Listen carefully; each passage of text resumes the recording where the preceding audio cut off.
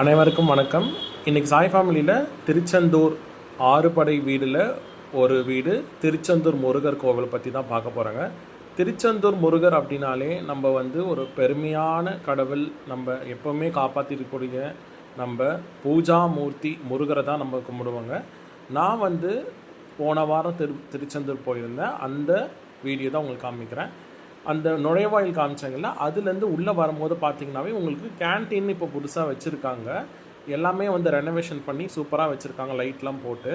அது பக்கத்தில் பிஓஆர்ஓ ஆஃபீஸ்ன்னு இருக்குது. ஸோ இந்த ஆஃபீஸில் உங்களுக்கு எப்போ சாமி கும்பிட்றது, அதே மாதிரி உள்ளே என்னென்ன விஷயம் நம்ம தெரிஞ்சுக்கணும், அதே மாதிரி சப்பல் ஸ்டாண்டு எல்லாமே ஃபோன் கவுண்டர்லேருந்து எல்லாமே சைடில் இருக்குது. அந்த ஆர்ச்லேருந்து வரும்போதே உங்களுக்கு பெரிய கோபுரமும் இங்கே இருக்குது. அதுக்கு ஆப்போசிட்டில் பார்த்திங்கன்னா தான் உங்களுக்கு அந்த மண்டபம் இருக்கும். அந்த அர்ச்சன மண்டபம் சொல்லுவாங்க. அங்கே தான் அந்த யாகங்கள் நடத்துவாங்க. நமக்கு யார் யார் அந்த சைடு வந்திருந்தீங்களோ அங்கே நாங்கள் பார்க்கலாம்.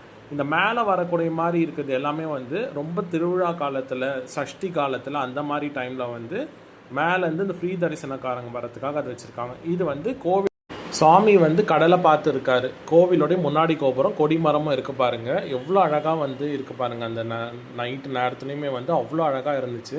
கோவிலையே நான் ஒரு 3 டைம் சுற்றி வந்துட்டேன். ஒரு கோமாதாவும் இருந்துச்சு. இங்கே தான் அந்த கருணை கந்தா போற்றி அப்படின்னு, கருணை கடலை போற்றின்னு இந்த போர்டு இருக்குது உங்களுக்கு.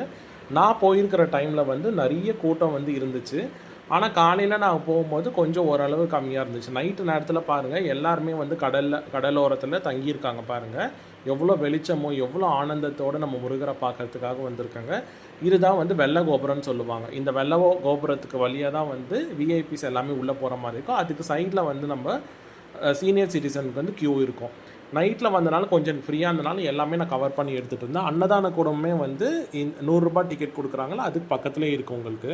சூரசம்ஹாரனாலே அது நம்ம திருச்செந்தூர் தான் சொல்லுவாங்க. அந்த அளவுக்கு திருச்செந்தூரில் ரொம்ப விமர்சையாக நடைபெறும் சூரசம்ஹாரம். வள்ளி குகையும் இங்கே இருக்குது. முதல்ல சுவாமி எப்படி வழிபடணும்னு நான் சொல்கிறேன். சுவாமி முதல்ல கடலில் நீராடிட்டு நம்ம சூரிய பகவானை பார்த்து, சுவாமியுமே கடலில் பார்த்த மாதிரி இருக்கிறனால நம்ம சூரிய பகவானை பார்த்து முதல்ல குளிச்சுட்டு, அதுக்கப்புறம் நாழி கிணறு இருக்கும், அங்கே தான் நம்ம குளிச்சுட்டு அதுக்கப்புறமா தான் நம்ம உள்ளே போய் சுவாமி பார்க்குற மாதிரி இருக்கும்.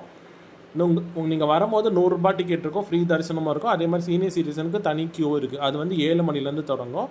நாங்கள் வரும்போது காலையில் ஃப்ரீ தரிசனம் தான் போயிருந்தோங்க. உள்ளே ஃபுல்லாக சுற்றி வரத்துக்கு எங்களுக்கு கொஞ்சம் டைம் ஆகிடுச்சு.